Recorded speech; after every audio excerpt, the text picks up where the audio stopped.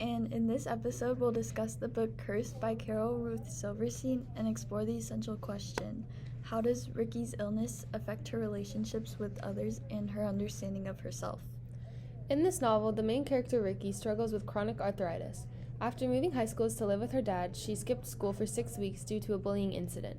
Throughout the book, she learns how to make up her schoolwork, maintain friendships, and spend quality time with her family, and most importantly, love herself.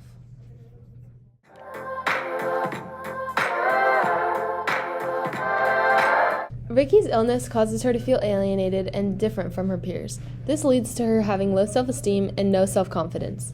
Ricky feels as though her life is a disaster and she does not feel confident about herself or her life situations. She is self-conscious and has a negative outlook on her life due to her chronic illness, which has taken an extremely negative toll on her life. At the beginning of the story, Ricky is describing her normal and popular classmates. She declares, "I could never look like them, ever. I'm not like them. I hurt and they don't. I'm weird and they're not." On page 5. Ricky constantly compares herself to her peers, feeling ashamed of her arthritis. She critiques almost everything she does, which causes her to have such a poor self-image. This ultimately leads to her pessimistic attitude about life. In the article, Young Adults with Arthritic and Mental Health, it is described that teenagers with arthritis struggle with both physical and mental health, and should find support in their community. It claims, coping with arthritis and its symptoms can sometimes lead young people to develop a low self-esteem or impact their perception of themselves. This is because they may not be able to do things their peers are doing, might have difficulty explaining their condition, or might be dealing with the stigma of having a chronic illness. Young adults with arthritis have reported that this has led to feeling sad or hopeless, losing interest in normal daily activities, trouble sleeping or focusing, irritability, and more. These outcomes of the chronic illness have a negative impact on the teenager's life. Coping with arthritis can be difficult and lead to poor self-perception and more serious mental health issues. That's true, Macy. Having arthritis at such a young age definitely seems like it can be defeating and can have a huge impact on self-confidence. Luckily, as Ricky grows more comfortable with herself and accepts the fact that she has arthritis, she begins to not feel so ashamed. While before she was trying her best to be invisible at school, after embracing her identity, her confidence rises as well, and this allows her to be herself in front of her peers. On page 124 in the book, it reads, "Here I say loudly, the strength of my voice startling me. For the first time since I entered the classroom, I look up, look around. That's right, I'm here, deal with it." Ricky and other disabled people are already disadvantaged in their day-to-day life because their illness or issue creates obstacles for them that the majority of people don't have to face. On top of this, people at Ricky's school make fun of her once they learn about her arthritis, making her day even more emotionally tiring than it already was. However, although Ricky does have trouble facing the fact that everyone now knows about her condition, she takes on the challenge and uses that to motivate herself to get through the day and continue working towards graduation. I agree, Kayla. As we can see throughout the book, Ricky gains self-esteem and becomes more confident. This coincides with her acceptance of her illness as she learns to have a more optimistic outlook on her arthritis. Later in the book, Ricky starts her new medical infusions, which help her with the pain and stiffness levels. After trying it out at school, she states, "The rest of my day, my classes felt almost magical. Not really magical, but normal. Like I was a normal human girl having a normal human day at school, interacting with other normal humans, not hurting and feeling tragically weird and damaged." Although Ricky is still dealing with her condition, it's nice for her to feel a sense of normality in public. On her new biologics, she feels less pain throughout the day, which allows her to move smoothly and more confidently. She's able to go about her day without constantly worrying about her pain or how she appears to others, which boosts her morale and self-esteem.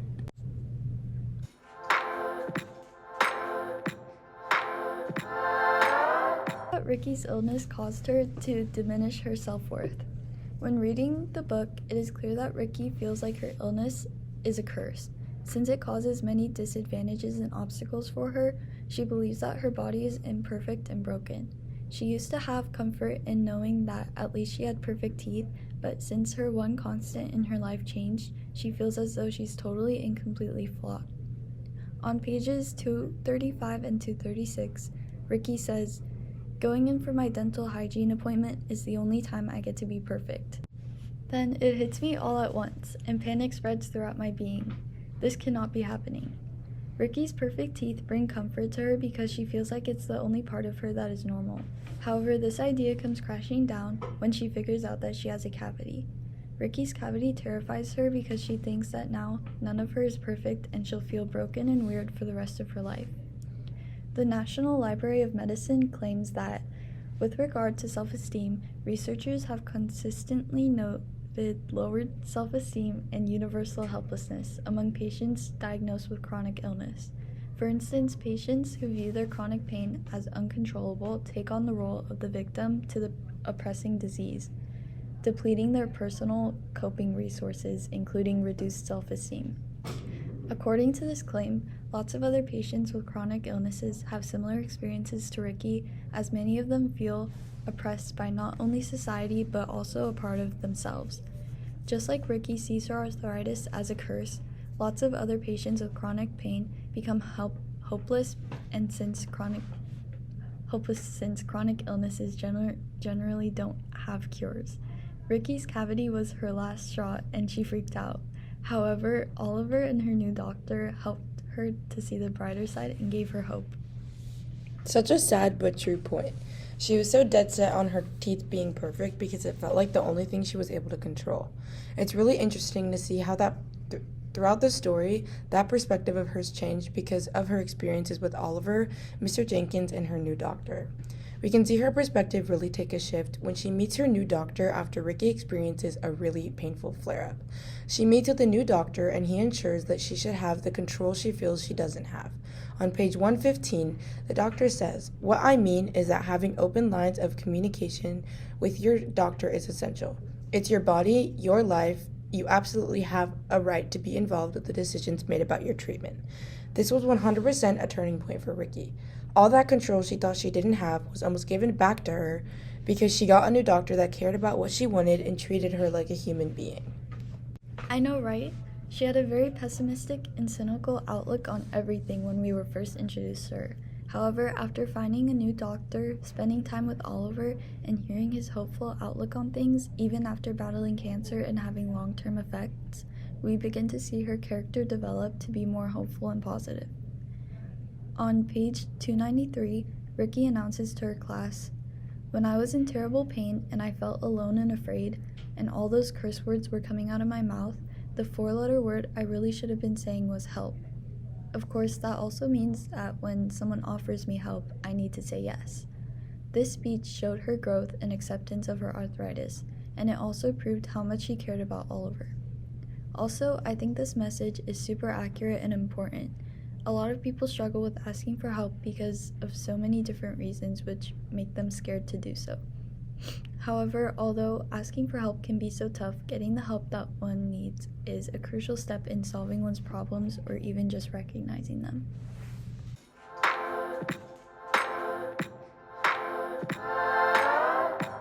The most important thing for Ricky's growth in this story was feeling comfortable and validated by her family, her school, and her doctors. Ricky showed a lot of growth as the book went on, and a lot of this had to do with the people around her and how those relationships progressed as time went on. At the beginning of the book, Ricky didn't really have any friends and had a poor relationship with both her parents and her doctor. Ricky hated her parents, her old doctor, and herself because she felt cursed and helpless. She felt unsupported and like she had no need to put any effort into any aspects of her life, as she felt none of it mattered because she was cursed with her arthritis.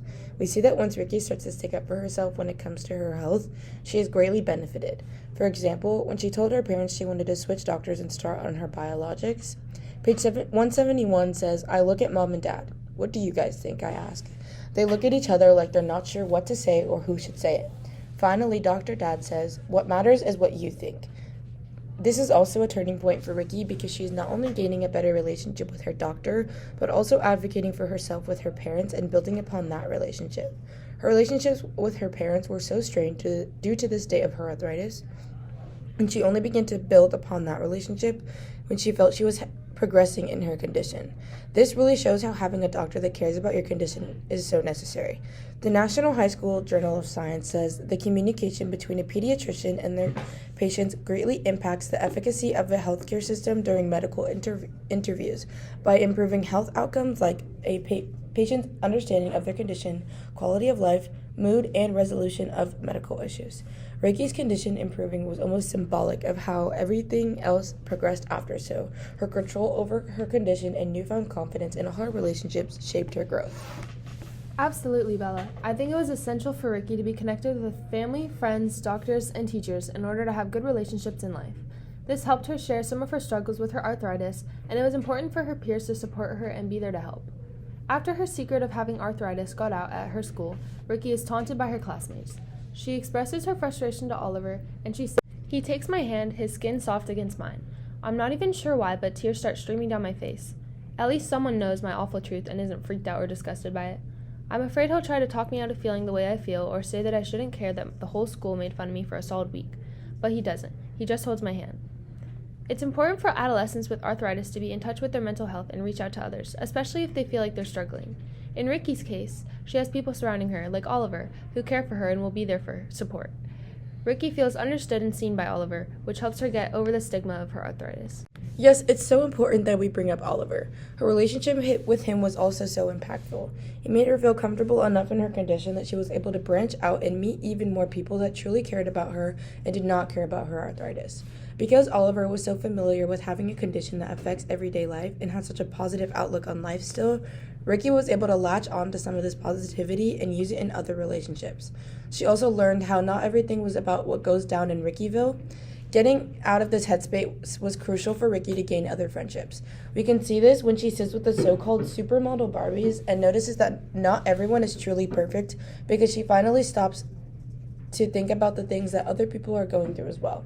On page 298, Ricky says, "This close I can see bumps and acne scars under her heavy foundation." The one next to her, a chubby girl with pretty brown eyes, pops a baby carrot in her mouth, and I see that her fingernails are chewed down to the quick.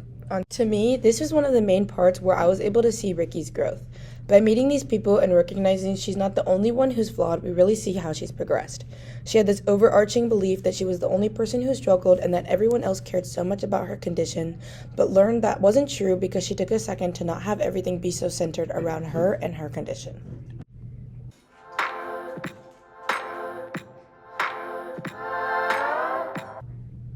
Well, that pretty much sums it up. Thanks for listening to episode 1. It's all about perspective. Your mindset on something can be a very powerful tool in changing how you experience the challenges you face. We hope that this episode has opened your mind and made you think about how your outlook can affect your life. Remember that you don't have control over everything in your life, so instead of being oppressed by hardships, learn to grow around them while empowering yourself. Tune in next time on the 3 Wise Women podcast as we discuss other topics. You can stay up to date by following us on Spotify and YouTube at 3 Wise Women. Until next time.